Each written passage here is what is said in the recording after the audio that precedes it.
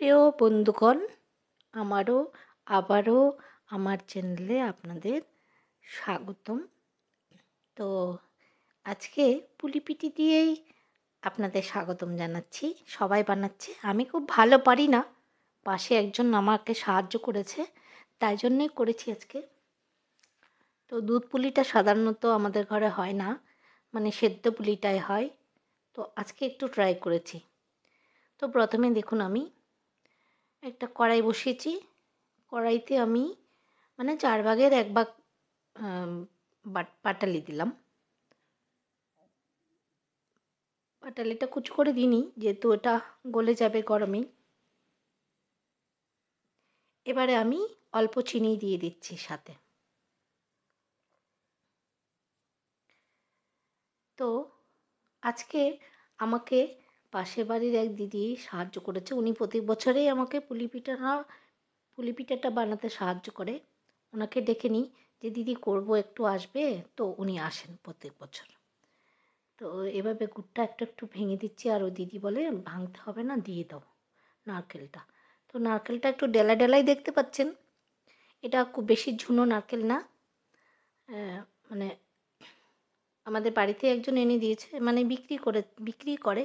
উনি ওই নারকেলটা গাছ থেকে পেড়েই নিয়ে এসছে, পেড়েই মানে ওই সবুজ থাকা অবস্থায় পেড়ে নিয়েছে বলে একটু কম ঝুনো হয়েছে।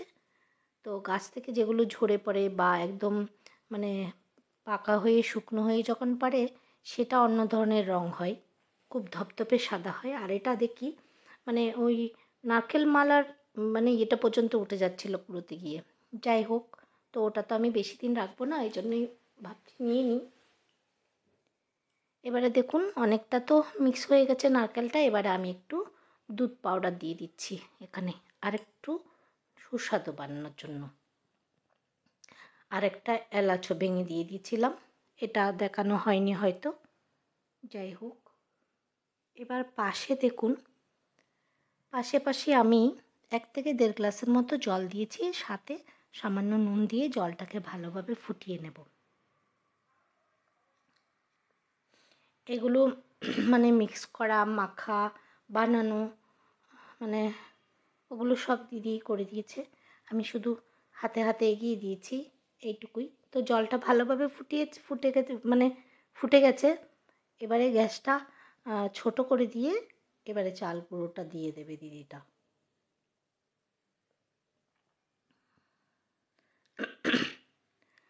তো দেখুন, চাল গুঁড়োটা কিন্তু আতপ চালের গুঁড়ো দিয়ে করেছি আমি, কিন্তু যেটা দেখলাম ওটা ঠান্ডা হওয়ার পরে একটু শক্ত হয়ে গেছে। তো আপনারা এই ভুলটা করবেন না। আপনারা না মানে সেদ্ধ চালের গুঁড়ো দিয়ে যদি করেন, জিনিসটা খুবই নরম থাকবে। আপনি 1-2 দিন রেখে দিলেও ওটা কিন্তু শক্ত হবে না। তো উনি ধরুন একটা থালার মধ্যে ঢেলে দিয়েছি কড়াই থেকে, উনি মেখে নিয়েছে, পাশাপাশি আমি একটুখানি মাখলাম। তো এবার দেখুন মানে বাটিটা কি সুন্দর বানিয়েছে দিদিটা, এই জন্যই ওনাকে ডাকি আমি, কারণ এত সুন্দর করে করতে পারি না। আর এগুলো এক হাতে হয় না, কারণ চালের গুঁড়োর মাখাটা যদি সেটা ঠান্ডা হয়ে যায় বা ঠান্ডা হলে না শক্ত হতে থাকে। তো এবারে বানিয়ে দিয়ে দিচ্ছি আমি একটা স্টিলের ঝাঁকার উপর একটা কাপড় দিয়ে ওখানে বসিয়ে দিচ্ছি উনি একটা একটা। এদিকে আমি গরম জল করে নিয়েছি একটা প্যানের মধ্যে, জলটা ফুটছিল, তারপরে এনে ঝাঁকাটা বসিয়ে দিয়ে দেখুন উনি তো বানাচ্ছিল বসে বসে, আমি এটা চপস্টিক দিয়ে এরকম একটুখানি ডিজাইন করে দিচ্ছিলাম।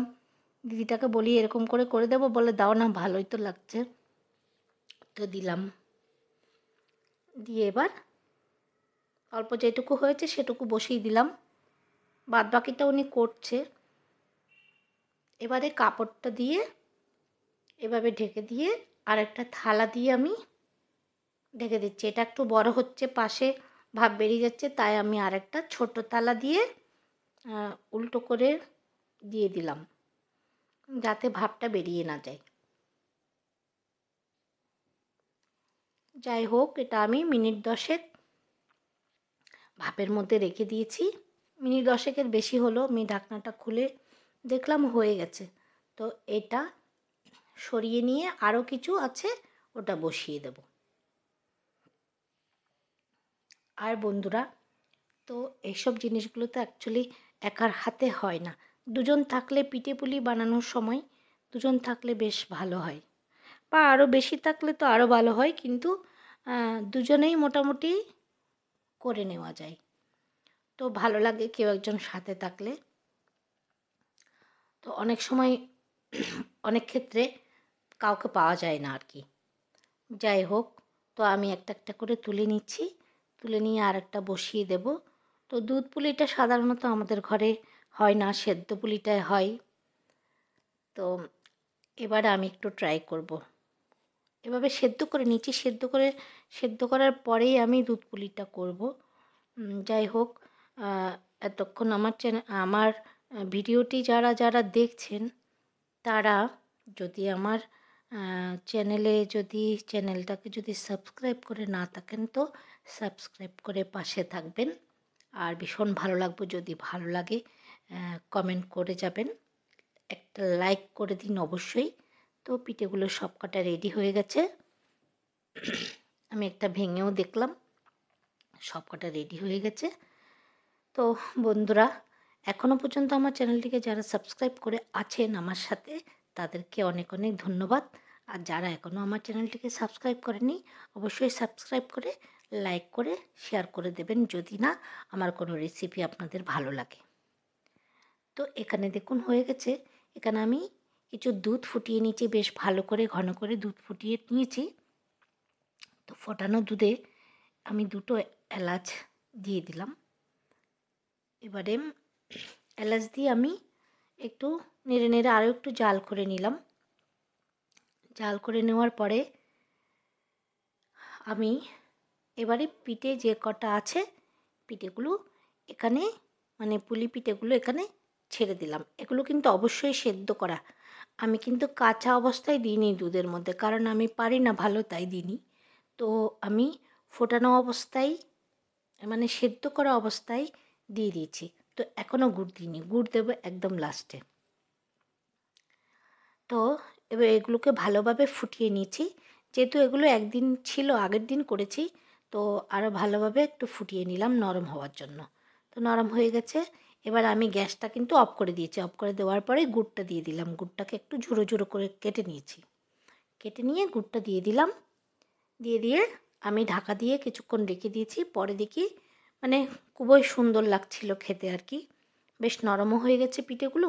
আতপ চালে যেহেতু ওগুলো থাকলে কিন্তু আপনার শক্ত হয়ে যাবে। তো তো রেডি হয়ে গেছে এটা। আর ঠান্ডা হলে পরে আরেকটু সুন্দর, আরও ঘন হয়ে যাবে। যাই হোক, আমার খেতে খুবই ভালো লেগেছে। তো চাইলে আপনারাও সেদ্ধ পুলি দিয়ে এভাবে দুধ পুলিটা করতে পারেন। তো আমি পারি না যেহেতু, সেজন্য আমি এভাবে করেছি। তো ভিডিওটি কেমন লাগলো অবশ্যই কমেন্ট করে জানাবেন। আর আমার চ্যানেলটিকে যদি সাবস্ক্রাইব করে না থাকেন, অবশ্যই সাবস্ক্রাইব করবেন। আর এতক্ষণ আমার পাশে থাকার জন্য, আমার ভিডিওটি ধৈর্য সহকারে দেখার জন্য অসংখ্য ধন্যবাদ সবাইকে।